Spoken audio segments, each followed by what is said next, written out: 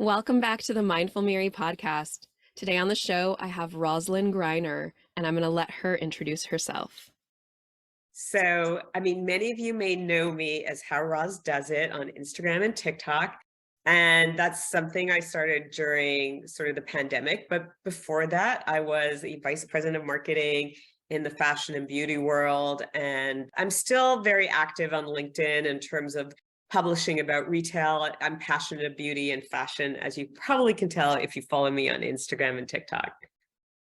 Wonderful. I'm so glad to have you, Roslyn, on the show. I've been following you on Instagram and love your look and your message and just what inspired you in the first place? Or if you'd like to start even earlier than that, give us a little rundown of how you got where you are today.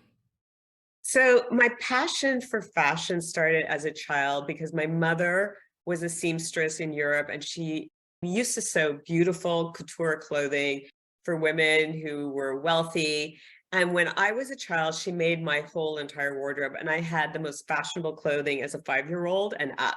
So I think I didn't understand that people didn't dress this way. And I was spoon-fed on Vogue magazine. So I think from a very young age, it's ironic that I didn't get into fashion until I was much older, because really, even when I graduated from university with a business career, my first gig was at CP Rail and my second was at Domtar. So nothing even remotely related to fashion or consumer products. But I was so really wanting to get into the beauty and fashion world. And finally, I met a headhunter who was my next door neighbor. She was taking a sabbatical from teaching. And she got me into my very first beauty company, which was Marcel Cosmetics.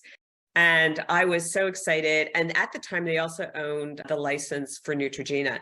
So that was my first sort of beauty gig. I was bitten, and I spent basically the next 15 years in the beauty industry working for that company, for also Coty Beauty, where I worked in New York and in Montreal. And then I went on to work for a startup, which was run by Randy Schinder, which was Fusion Brands Inc. And I only got into fashion when I joined Reitman's in 2011. It's just kind of ironic that I spent most of my career in beauty, but I always found that beauty and fashion are very related for women, because they both are about inspiring women to look confident, to have a persona to show the rest of the world. But what really got me started on my platform was COVID. I was always interested in social media because I obviously managed that as part of my marketing responsibilities for the companies I worked with. And I worked with Ashley Graham, who was very much a social media creature. And I mentioned in her book, which is kind of like, I feel very honored, but she really taught me sort of like how to sort of do Instagram. And I think about why people connect with you on a certain platform is this feeling of authenticity, of feeling that they know you. And in COVID, I was single. I didn't have family members living in my household. We were asked to kind of not mix and mingle with other households. It was a very lonely experience. And so I didn't have a job. I was sitting at home, kind of like nothing to do. I was lonely. I was feeling very desperate. And so I said, okay, I'm going to do these fashion videos and start posting them on Instagram, because I don't even think I was on TikTok really at the very beginning. But you know what? And then suddenly people kind of reacted positively to it, and people started to DM me as I was telling my story on stories. And honestly, I met some amazing people through my platform, people that I've met in person, like yourself, but I've gone out and actually become friends with some of my followers. And it was really a replacement for, I needed that human interaction, human connection. And I shared sort of my journey, my everyday life. And I really wanted to inspire women who are over 50. I mean, I just turned 60 this year. And I want to show them that, life isn't over. You still have this, you can still find joy in beauty and fashion, being curious, being current. It doesn't stop just because you hit a certain age. So I really want to say, fashion doesn't have an expiration date. If you love it, you can enjoy it at every decade. I love that. My mom is 67, and she has been my fashion icon all these years. And, she continues to dress amazingly. And I had a similar experience, or a similar background. My grandmother was actually, both were seamstresses, one of them professionally, one of them hobby. but Right. sewed a lot of their clothes, and they were from the former Soviet Union, so you couldn't just go to a shop back in the day and buy something. You had to have it like sewn for you, or you had to sew it yourself. There was no fabric, all of these things. And I have these iconic photographs in black and white of my grandmother, with her coat and her hat. And I mean, I just love it. Fashion can be so empowering. I think, because some people think fashion is trivial, like, why are you so passionate about something that feels very trivial to some people? But I feel like it is like getting dressed up. And I felt it was really important during COVID because, it was like everyone was in their sweatpants, no makeup, and you know what? And it just encourages you to be in a depressive mood. So I always felt that getting dressed up, even if I had nowhere to go, just made me feel better about myself. Just when I looked in the mirror, I felt more alive. So I felt it was really, connected to my mood. And so I made an effort to get dressed up and not just stay all day in sweatpants. Go back to traveling and experiencing life, and connecting with people. I think that's the thing that COVID really taught us is really we needed that human connection. And that's why everyone has been really going out more, going to restaurants, traveling. I think experiences became something that we were deprived of. And so now we really sort of take it and we're going out with gusto to sort of have those experiences. Beautifully said. Absolutely. I'm a lover and a hater of sweatpants, but I think that the clothes that you put on are almost a uniform. You can have a conditioned response to them. And if you're continuously using them in a certain way, like I put on my workout clothes for the gym, I put on, this certain outfit for work, and it prepares you. There's a sense of preparation and priming that sets you up for success. That's why we don't wear our regular clothes to bed, not only cleanliness kind of stuff, but like we're setting the stage and it's a ritual. It is, I remember when I was working, I always, like when the moment I came home, I would change because it's like you want Yes. to put away your work clothes and get into your chill, at home or going out clothes. Like I always made an effort to say, even I was going out that evening, I would change because I didn't want to be in my work clothes unless absolutely I couldn't, make the effort to leave work to get to where I was going. But I do think clothes, they're part of our identity. They're part of our personality.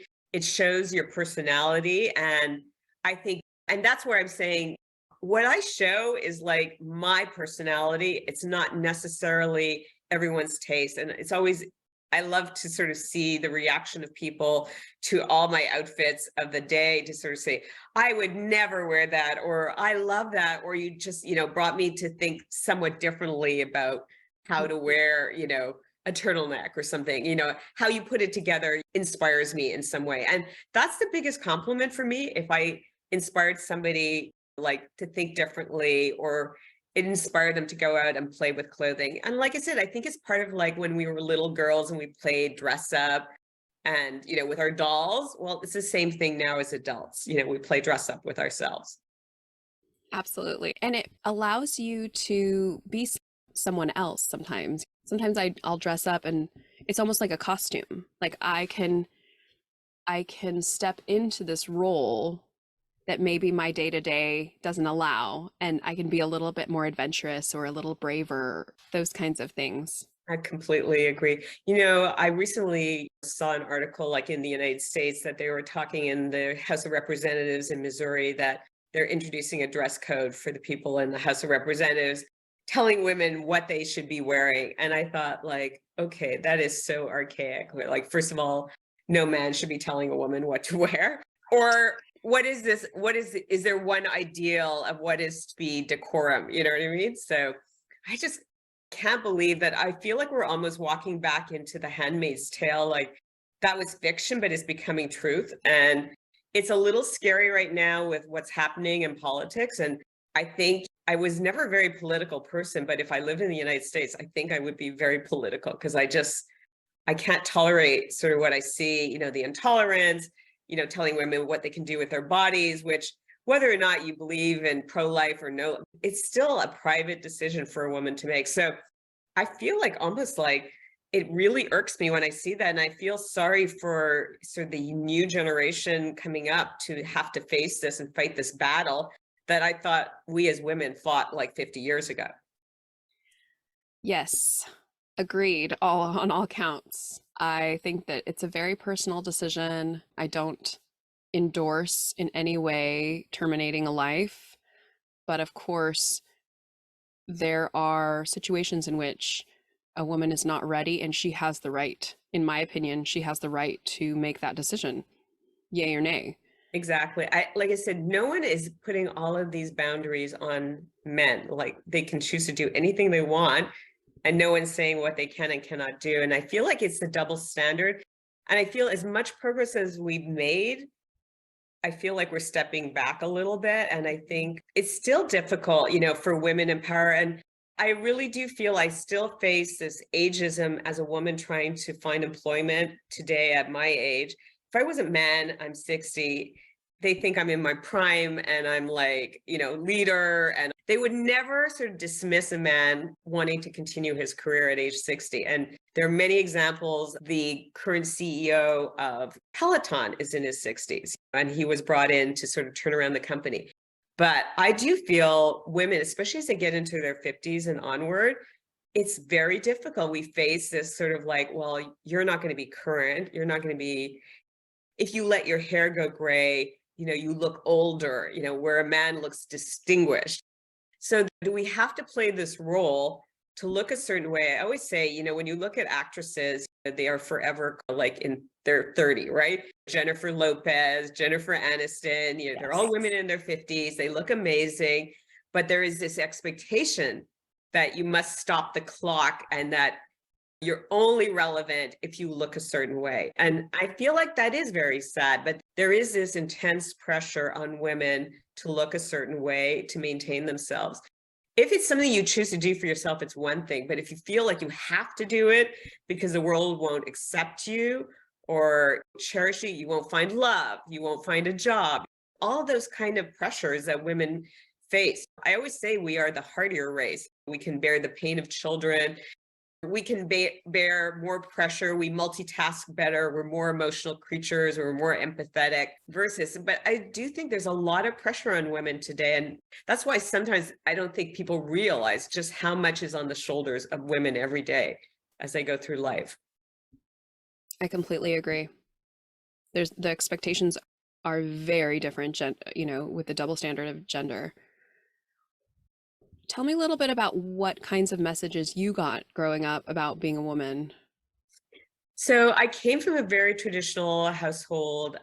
My parents met late in life. So my father was in his 50s when he met my mother. They both came through the Holocaust. So they're Holocaust parents. You know what I mean? They were very frugal. They only had me. I was an only child. They vested all of their hopes and dreams on me. They gave me everything, but I felt like this pressure. Like my father had his first heart attack when I was 5. So I felt like I was a caregiver from a very young age to my parents because they were older. My father was not well. And then when he passed away, I was in my 20s. And then I had this opportunity to go to New York, and I was conflicted because I thought, like, should I go? Should I leave my mother? I'm the only child. We didn't have a huge family. And I was seeing a therapist, and she really encouraged me, like, you need to do this for yourself. You need to live your life, because I felt like I was taking care of everyone. And in some ways, if you were to psychoanalyze why I'm still single, maybe it's because I don't want to be a caregiver. I want someone to take care of me. So I always say, like, why am I still single? Why didn't I get married and have kids in the traditional? But they did have these very traditional expectations coming from the background that they did, that you needed to get married. If you didn't get married, what's wrong with you? I mean, my parents, like, are you dating? Why aren't you getting married? Like, why isn't he asking you to, get married? There was always that kind of pressure. You're too career oriented. It wasn't encouraged. Even though they encouraged education, it was more like you go to university to find a man, get married, and then you quit. So that was, they came from a very traditional background. And I don't think my parents really understood that I was very career oriented and ambitious and didn't think the way did, because I was like their first generation born here in Canada. So I do think maybe it was a bit rebellious because I wanted to how we are as teenagers, and every teenager is the same way. My parents don't understand me, and you want to go off and be rebellious and do things. So I was no different.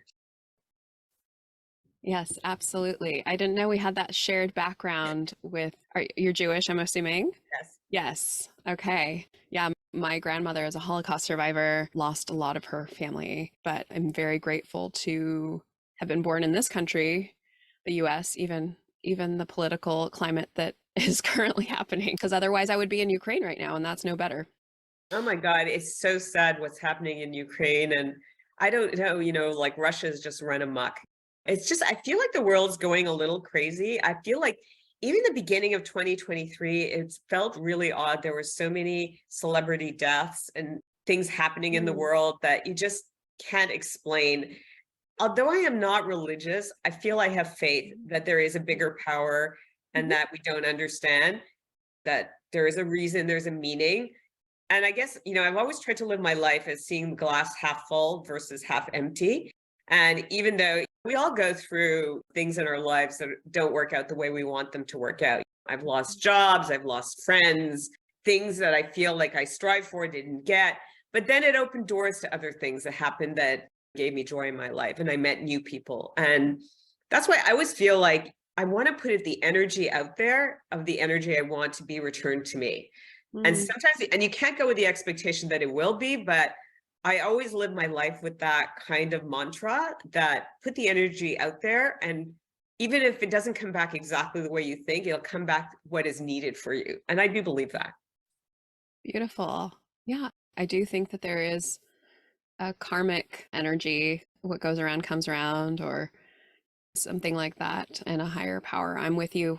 I'm not practicing Judaism regularly. No, but we're cultural Jews. And I think a lot of those who are in the West are cultural Jews. There's a reason that we fled wherever the diaspora took us. And we're pioneers in some way. We have that in our genes because our parents came here. I do think it's important to always sort of remember the Holocaust, because I see some, denialism out there.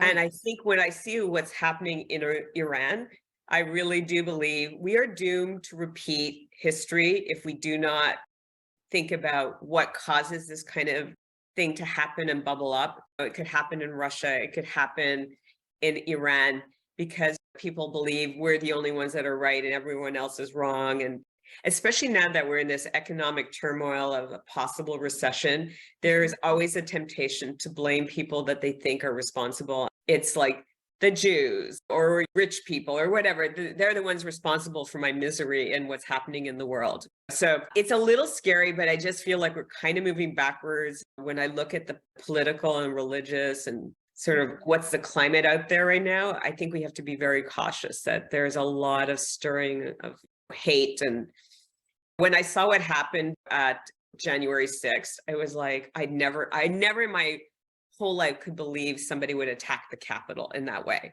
or that you would have a former president, instigate that or be in such denialism of one. He wanted to be a dictator and basically say, I want to stay in power and let's just throw out everybody's votes. And I couldn't believe it at the time. Like, is this like something that could happen today in the 21st century?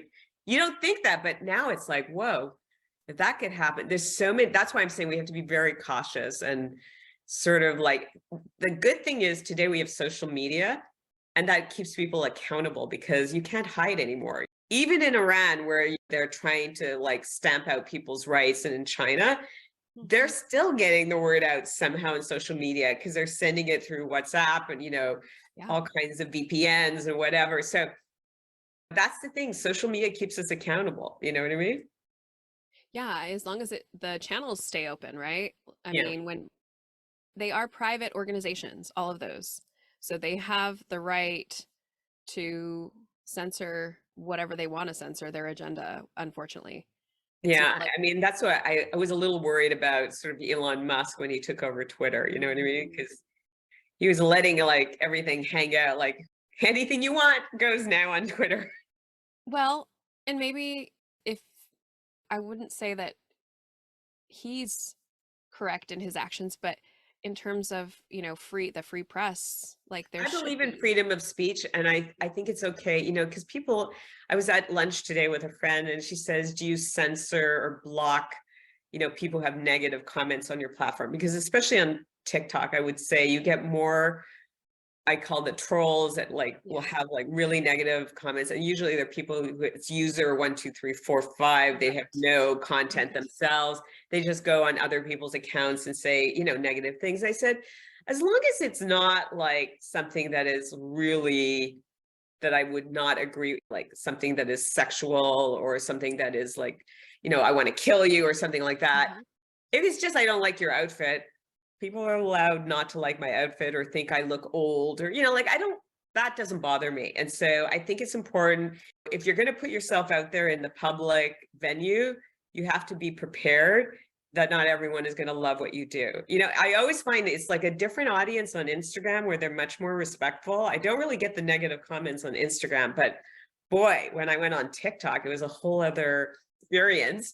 But I do love TikTok because you can be so authentic. It's not so curated and so crafted Mhm. that it's a very different experience than what I would normally want to do on Instagram. It's definitely a different vibe It's for a sure. different vibe, but Yeah. I enjoy it. And I think it was also me wanting to sort of prove to future potential employers that I'm pretty relevant, that I understand digital and social Mhm. media very well. And the fact that I could organically grow to 50,000 followers on TikTok in less than a year. I understand, how the algorithm, I shoot all my content on a tripod, I edit it in CapCut, and then I, put it out there. So it's like I'm a one-woman director, creative director, producer, actor, and I just put it all out there. And Yeah, every single day. fabulous. I have something to learn from you. A lot, I'm sure, but in that realm specifically, yes. Which is really interesting because when I look at my sort of psychographics and demographics of who's following me, I'm always surprised that I have followers from every age demographic. It's not necessarily only my own, because I thought I'm putting out an account where I'm specifically saying inspiring women over 50. I Right. thought it would primarily be women about to turn 50 or older that would be following me. And I have a lot of younger women who are inspired by what I'm putting out there as content. And I think the best compliment I ever received was a younger girl saying, "You make me not afraid to age." I was just gonna say that. I And I think love that that. is And that beneficial. to me was like, oh my God, you just made my day. That was the best Yes. comment ever. Yes. I've heard from lots of friends that they did not become vain until they didn't feel vain until they started hitting around 40. And things started changing, and change is inevitable. Like the alternative is death, right? Exactly. And so we've had a lot of conversations about, okay, do I feel pressured? Like you said before, do I feel pressured to change this, or is this for me? And most of the things that I've done have been for me. I will admit to being vain. I mean, I think if women don't say that they are, if they say they're not, I don't think they're being totally truthful. Because I wanted externally to feel a little bit of what I was feeling. I feel like I'm 25 inside. I don't know what I was supposed to think I was going to feel like at 60. I felt like, oh my God, I remember thinking at 30, my mother seemed old. You know what I mean? And now it's I think today we live healthier lives, we eat better, we exercise. I always tell women, it is not inevitable that menopause means you can let yourself completely go and that you're going to develop a pot and everything goes to pot. Yes, it is harder, but you can stay in shape. I work out basically 5 days a week, but I did it for myself because it helped me mentally to feel Yes. better, because exercise is my sort of dopamine. Some people drink, some people do drugs. This was my drug of choice, which was to exercise. It was healthy. And so I walked a lot during COVID, which I think was really good for me. I worked out a lot at home on different platforms. I love doing different things. I'm trying a new discipline called the Legree method, because I was always into Pilates, but I never tried Legree, which is a completely sort of variation of Pilates. It's really tough. And I went to a Legree session and I feel I love it. That's what I'm saying. I always want to learn new skills. I want to keep myself out there. But in terms of like, yes, I do Botox. I haven't had that much filler done to me. I've had like a little filler. I think the thing I regret the most is doing thread lift. And I did it on camera. And, Oh. I thought I was going to get rid of those little jowls, so I had threads. They kind of like a marionette doll pull your cheeks up. But in truth, it didn't really last. And I think for the cost of it, I wouldn't have recommended it. I did have a neck lift when I was 47, and I feel like it stayed fairly good. I had my eyes done around the same time. So I've had work done. I, go for regular facials. I've done laser treatments. I color my hair. I do those things, but I do it for me. It's not so much that I feel like there is the external pressure. Like I feel like if I went on interviews that people expect me to look a certain way. And, when people say, "Oh, you look good for your age," and I really like dislike that comment. Like, what is that? What does that mean? I just like, why can't you just say you look good as a woman? Right. You know what I mean? Right. Regardless what for your age. And I think that's why women feel this pressure, like you have to look good for a certain age. You look younger, you look older. There's always some sort of critique that as women we face from the outside world. Do you feel that working in the beauty and fashion industry, does it ever feel like it gets deeper than skin deep? I think it's interesting. I feel like, the pressure to look a certain way in the fashion industry. But I feel like when I was working with Ashley Graham, she really changed the face of the fashion industry. At first, it was like the token plus girl, but when she went on Sports Illustrated, made the cover, and then started to be featured on runways, she kind of opened the door to this diversity of body type. Even Victoria's Secret is no longer relevant. Remember, at the height, it was all about the skinny white girl walking the runway with those stupid angel wings, these girls in the push-up bra, and then women really rebelled against it, saying, well, those bras aren't really comfortable. They may be pretty, but they're not comfortable. And then like, they don't fit me if I'm a certain type. And I worked in the plus size industry. So that was my fashion job. I worked for a plus size line called Additionale. And Ashley Graham was the model. And she was a catalog model at that time, working for Lane Bryant, for Additionale, for many plus size lines. We were on a photo shoot one day and we were talking, and she says, I have a vision board, and on my vision board, I have certain goals for myself. And one of them is to have my own lingerie line. And this was 2012. This was around the time at the height of Victoria's Secret. And I said, you know what? There's no one. You are the Victoria's Secret if she was like 50 pounds heavier, because she was the ultimate sex pot, gorgeous woman, but more voluptuous. And she just wouldn't have fit into the sample size of Victoria's Secret. And so I said, you know what? That's really interesting. And I went back to my head merchant at the time. And I proposed the idea of like, what if we did a license with Ashley and did her own lingerie line and showed that sexy really was not about a size. And so that's how it all got started with Ashley Graham, where we signed her to a license. And I would say up until like I left 2019, we were doing her lingerie line. And it was kind of like the first opportunity of where she had a license where she got to sort of create product. And then she went on to like be a host and talk show and this. So now she's like a full-blown celebrity with millions and millions of followers. She's like Kim Kardashian, but way nicer.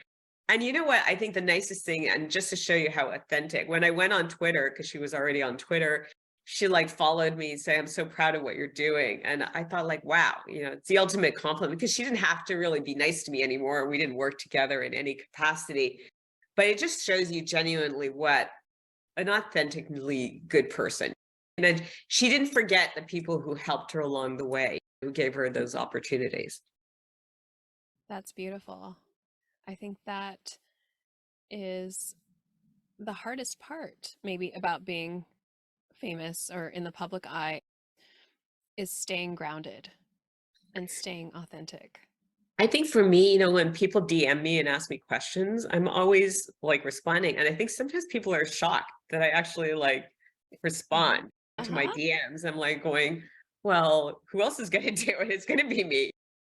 And so I'm very happy when people have questions. And I'm very like the way I'm speaking to you today is the way I speak on camera to my Instagram stories or to my TikTok. There's no filter, there's no, like facade of like this is my sort of face to the world of when I'm on camera and then I'm a different person when I shut down the camera. I'm the same person. I'm just as outspoken. I say it like it is. Sometimes I'm not perfect, but I've told everybody the truth of everything I've done to myself. If people ask, I don't say it's just because I used olive oil on my skin, like J-Lo. I'm like, come on, J-Lo, we know you've had Botox. Like, don't lie. That shit's not natural. You said something about being single and not following the traditional path, kind of being rebellious. What kinds of responses have you had in really staking a claim in the life that you want to live? So it's interesting. People expect like, okay, you're single, you're at the end of latter part of life, that somehow, it's over. And people are shocked that I will go to dinner by myself.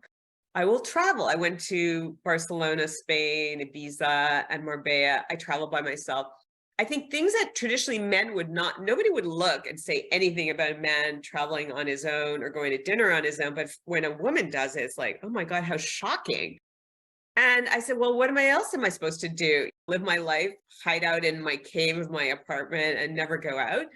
And that's how you meet people and that's how you have experiences. And I just want to sort of say that you have to put yourself out there if you want to sort of experience life. And I'm only going to go through this life once. So I'm not going to sort of take a bite out of the apple at every step. So for me, it's not that I wouldn't want to be in a partnership or a relationship with someone. I'm definitely open if that is going to come into my life. But while I'm waiting, I am not going to sit there and like say, oh, well, I'm waiting for a man to take me to dinner, or I'm waiting for a man to like take me on vacation. No, if I worked hard, I earned my own money, I see no problem to basically get on a plane.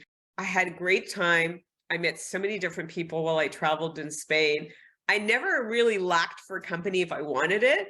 And so I feel like people, there's still this like strange double standard when it comes to like how you're supposed to live your life as a single woman. It's funny, one of my married friends doesn't invite me to dinner because I don't know, if you're not in a couple, sometimes you don't get invited by other couples. And I think like, are you worried I'm going to take your man or something? I don't know what it is, like why can't I be the third wheel in the relationship?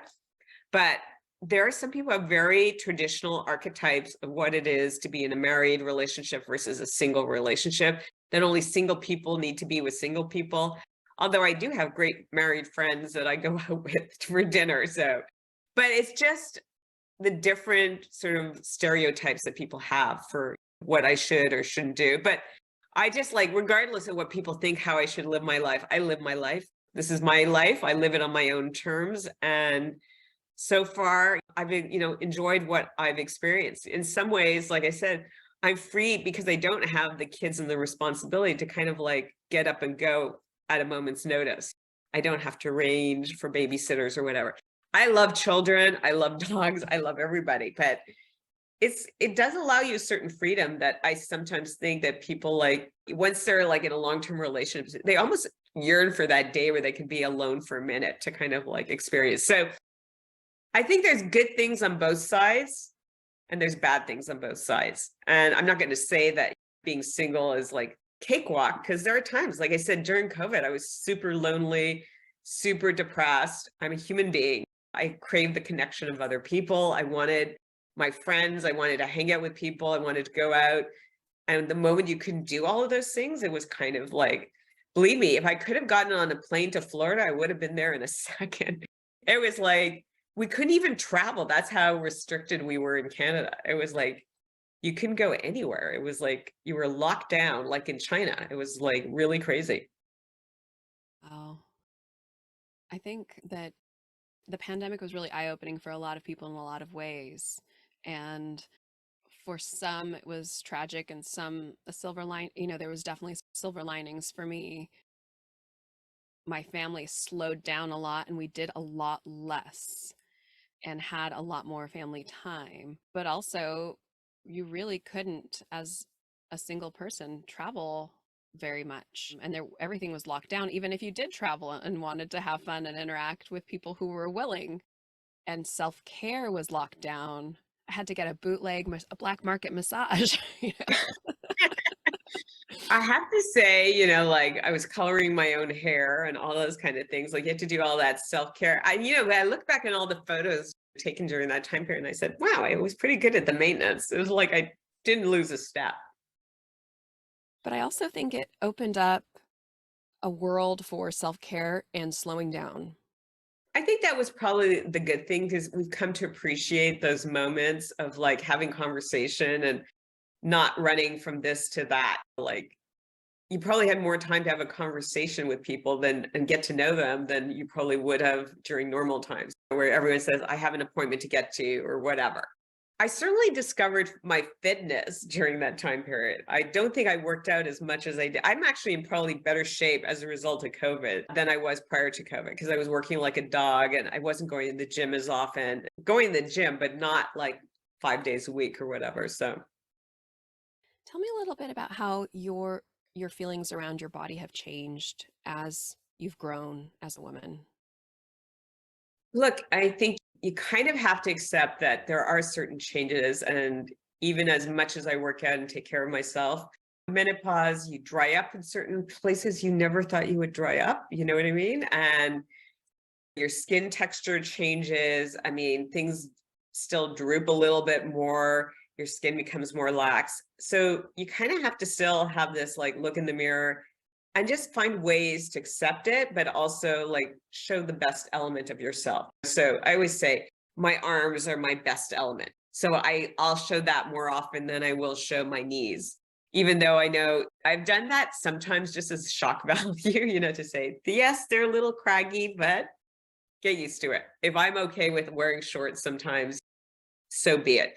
I think it's all a matter of what we will accept in ourselves, but I think it's not just menopause. Your body changes after having children, childbirth. There's all kinds of changes as women we go through in our bodies. And I think because ours are so attached to our hormones, we experience them much more deeply than men. I think the only thing is they lose a little bit of their testosterone down the road, but it's like the whole estrogen and progesterone and all of these things have much more dramatic changes from when we go into our menstruation cycle and then going to the next cycle.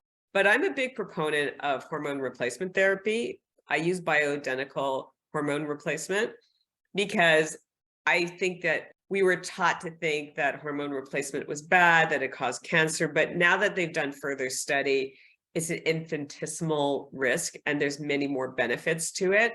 So it's, again, a private discussion that you need to have with your doctor, whether you choose to go on it. I have been on it for over 15 years. I'm fine. And I feel like, why suffer if you don't have to suffer? I don't have hot flashes and all of those things that can make your life very miserable. If you're going down that path of life and you don't feel your very best, it's hard to sort of feel very confident and motivated. So our bodies are connected. How our bodies are functioning is connected to our mind and our confidence level and our mood. And it's just as funny, just as we were like hormonal teenagers, as we're just entering those crazy hormonal times, you become a little bit like a hormonal witch at the end of time. So it's kind of like we go through those hormonal turbulent time periods of highs and lows, right? But I feel okay and accepting of my body, and I work at it, and I feel like I'm as good as I'm going to be for the age I'm at. I'm not in denial to say I look 30 anymore. I look good for the time period I'm in. I feel good and confident in my body that I'm in. And that, like I said, my only measure is what I think about myself versus what other people think about me. I'm actually one of those people really, I don't do anything for anyone else. I do it for myself. If I feel good, then I feel I express that in my external sort of reactions with other people. But very seldom have I done something for somebody else. If a guy had told me in my youth to say, you need a boob job, I would have said, no. It's like, But if somebody wants to do it and it makes them feel fantastic and self-confident, wait, it's like getting the nose job when you were a certain age or whatever. We all do these things that I think as long as you do them for the right reason and it's for your own personal but there can come, if you're doing it to like change your mental state, I think that's the problem. Like if you do too much hoping for some sort of mythical outcome that will never come. Like I always say, I would never want to not look like myself. I want people to still recognize me like how I like an older version, but like I always say, you want to look well rested, like a well rested version of yourself. But if you like, I look at Madonna as a case in point of like, she does not look any more like Madonna. Like even at her age, she has completely transformed her face where she is a little bit a caricature of what she was, you know what I mean? And I think when she's trying too hard to recapture something, you can't recapture, you have to be the version you are, but a sort of an improved version of you, what you are, but you cannot hope that plastic surgery or injectables or whatever is going to replace what's in here in your head. And if you can't accept that, nothing you do to yourself will make you feel better about that. I agree. I coach women to feel great in their bodies. And we talk a lot about mindset and mindfulness and things like that and being in your body. But one of the things that was eye-opening for me was I started dieting when I was in second grade, which is really sad. But I always had this like 30 pounds that I needed to lose. And every time I lost it, I was miserable because I didn't do the inner work first. And it's the same with cosmetic surgery. If you don't do the inner work or bariatric surgery or any kind of changes that You'll never feel good about yourself. You're never going to feel good about yourself until you do the internal work. And then if you want your outside to match, you can do something about it in this day and age if you have the means, but it should not, like you said, it should not be for anybody else but you. You know, it's interesting because like Ashley spoke about the fact she's had twins plus her initial child, and she's probably 25, 30 pounds heavier than she was at her peak of her modeling. And she's okay with it. You know what I mean? And she's out there. It's like, she's gotten this point of acceptance, like this is my body and I've earned all the stretch marks and I have these beautiful babies as a result of it. And she just has this natural confidence about her. Again, she's just like saying, I feel beautiful in my skin, so who cares if I'm 20, 30 pounds? But you know, what I see, especially like being quite active on TikTok, is like the Ozempic trend, that when the celebrities were taking Ozempic, not because they had pre-diabetic issues, but they wanted to lose quick 18 pounds, like Kim Kardashian, to fit into a dress. That's like the wrong reasons. And like the problem is people who follow her, these young, impressionable girls, think that whatever she does, they should do as well. And that's my fear, is like people just like see that and they think it's so easy, but they probably don't see like all the side effects. And the moment you go off it, you gain all the pounds right back, and you can't stay on these drugs, and they're expensive and they're injectables. And it's like, it's crazy, all the off prescription ways people are using drugs in the pursuit of beauty, right? Well, and actually, you see the same thing in the male gender with steroids, you know? Oh, yeah. There's so many complications with that. And there are more men now getting plastic surgery than ever before. It's funny. You think that women are vain, but men are just as vain, especially this generation kind of coming through.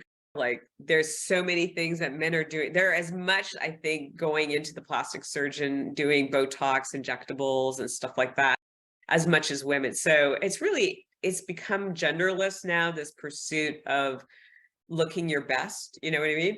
I think it went from looking your best to trying to, like I said, look your best for the moment you're in versus recapturing your youth. You're never going to be 20 or 30. right. But I don't want to go back and be 20 and 30. I value the wisdom and the freedom that I have and everything that I've earned. Do I want to be 70 or 80? I never thought, like, I don't know what the image I had of myself being 60, but I feel like I'm the same person I was when I was 50. So I don't know what I thought it would It was such a big milestone birthday. And I was like, oh my God, I'm really old now.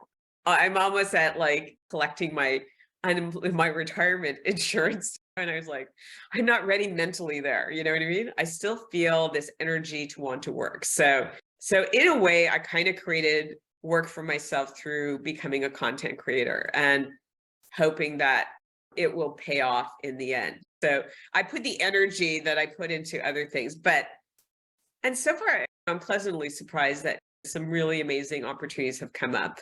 I think the biggest compliment was I got invited by TikTok to present to L'Oreal.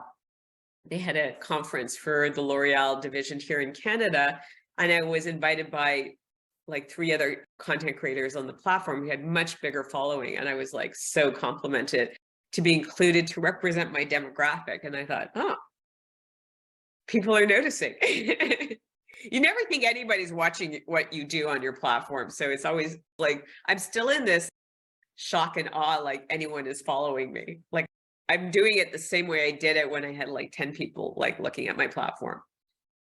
Well, you're very authentic, and what an honor. Congratulations on that. Thank That's you. wonderful. And you do look fabulous. For you look fabulous, not for your age, not for anything. You look fabulous, and you exude this energy. I don't want to say a youthful energy because it's not just for youth. For any age. It's for energy. You have this vitality in the way that you present yourself and speak and all of those things. And I think you're making the world a better place. So Aw, kudos to you. thank you. Yeah. I think that's honestly the best outcome of what I do on this platform. It truly was meant to sort of inspire other women. And when I feel like I get that kind of feedback, it's like genuinely the best type of feedback, because I just think that it makes people feel more confident to sort of, I always say like the best time to take a risk is like today. So like, don't wait, don't put off those things that you want to do in your life.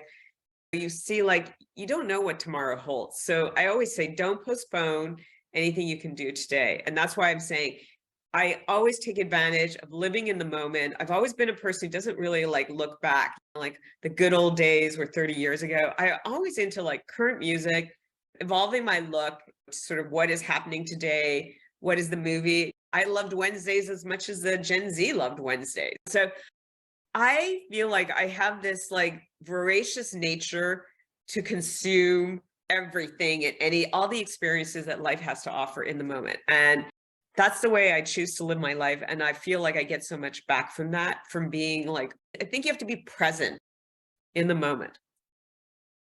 Agreed. Who are your style icons? My style icons, honestly, I love street style a lot. So they're not like people who are famous. For me, when I look at Fashion Week, the best part of Fashion Week is the street style. And especially I love the European street style because people are more creative. I did love Carolyn Bessette when she was alive. I thought her style was impeccable. Like she really inspired me, but so does Sarah Jessica Parker. I love the quirkiness. I'm a little bit of like the minimal meets quirky, because I feel like I'm not one particular style. I do reinvent myself into various styles. Some people are very consistent. I wear a certain type of like persona style-wise.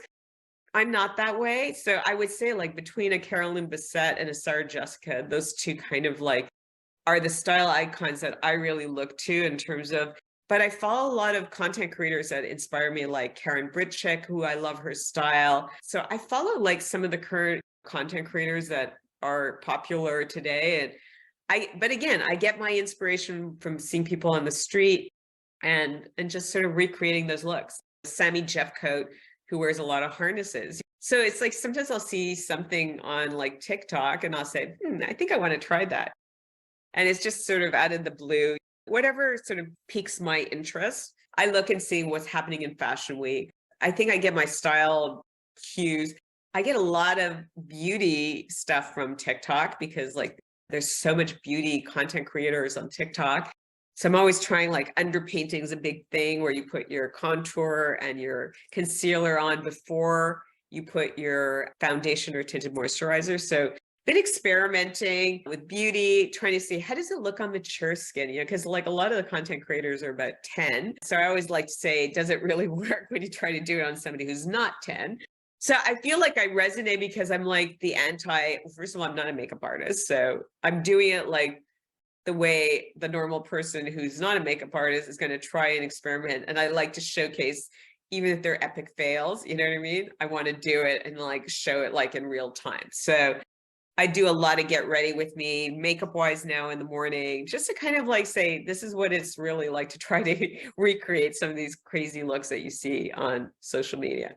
And let's do it together and see if it works. I love your openness and like your candor and you're just unfiltered. It's beautiful. I am totally unfiltered. It's been the bane of my existence. It's either because in business it can work against you, you know what I mean? I always was very direct in business, like in terms of like giving constructive feedback, but giving constant feedback. Because I kind of always felt in business, the worst thing you can do is not tell someone when they're doing something wrong or they could do it better, not tell them how to do it, but just sort of saying, this is the outcome. And if you want some feedback, I'll give you feedback in terms of how to get there. But I need to tell you it's not working out the way you're doing it right now. So some people appreciate that in business and other people didn't. It's interesting because I've been able to work in direct to consumer companies, which are so different environment than the legacy big corporate structures. So I've kind of worked in all different kind of business environments. And I think I'm kind of made more for the entrepreneurial type of company, kind of just get in and do everything. I'm the kind of person who likes to do versus being delegating everything to everyone. I was a terrible VP of marketing because in some ways I love to do things. So I wanted to do some of the tasks that I was supposed to let my staff do. Even like in social media, I was kind of always like, oh, I have content creative ideas too. I think I was better suited to like sort of like a smaller company environment, working in that kind of environment. Although I didn't last very long in the DTC world, because that's another kind of experience of the founder-based businesses. And they're very young and they also want to do everything by themselves. And so I got a little bit of my own medicine sort of served back up to me. Well, this seems like a good place to come full circle. And in my community, we talk about body freedom. And body freedom to me is feeling light, healthy, confident, and free, being able to walk down the street in a burlap sack and feel amazing. What does I, body freedom I mean to you? completely agree. I mean, body freedom is when I put on an outfit and I feel like really good in that outfit, I think you just strut. You have that strut, right? So I feel like I know when I put on an outfit that I feel it. And there's times when I put on an outfit, I'm putting on a costume and I don't really feel it. And I know those days when they're like more epic fails. I know it before the people give me the feedback that it is. So I love when you put on an outfit and you just like, I feel so good in that outfit. I completely agree. I think the moment you sort of like have this feeling of acceptance about yourself and you're not afraid and you just kind of go for it, it's that freedom of like letting go of people's expectations, those perceptions of what perfection. There is no such thing as perfection. So every morning I wake up and I said, oh, I have that mini gel. If only I didn't have that mini gel. And you know what? Now it's like, it's part of my personality. It's part of my face. I accept it. And I was like, just move on. It's going to be there. And I choose not to fix it at this point.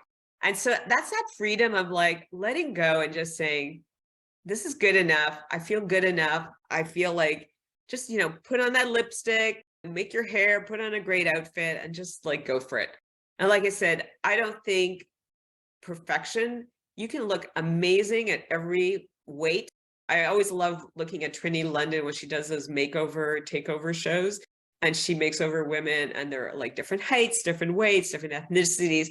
And they always look fabulous in the end because they put on a little makeup and she shows them the proper colors to wear and the clothes and makes people feel like $1,000,000. So I do believe in the power of beauty and fashion to give you confidence and to transform you, to make you feel the best version of yourself. And how about without it? I think, you know what, you have to also be able to take off all the artifice and still love yourself. So I never would have let people see me without makeup. And now I've gotten, because I was a little bit like, I don't think people should see me like in my natural state. And I did a few of those get ready with me in the morning, with me starting off with no makeup. And I was kind of like, I even had to get used to seeing myself with no makeup, but people really appreciate it. And then I got all this positive feedback and I thought, okay, I'll continue to do that. You got to love yourself even when you're not putting on the face. Absolutely. Well, Roslyn, it's been such a pleasure speaking with you. You are a wealth of knowledge about the fashion industry, about beauty, and doing right by yourself, staying authentic, working that body without sacrificing vitality or letting anybody get in your way. So I love it. Where Thank you can so we much for the find? invitation. Oh, absolutely. Where can we find out more about you? Well, you can find out more about me on LinkedIn. I'm Roslyn Griner on LinkedIn under my, not a pseudonym. So if you're interested in business and learning, about my thoughts in terms of the business world, that's where it is. And if not, it's at How Roz Does It, both on Instagram and TikTok. And you can follow for stories and basically whatever I'm doing, I share with my community. Awesome. We'll have those links in the show notes. It's been a pleasure. Thank you and take good care. Thank you so much. It was really fun. Awesome.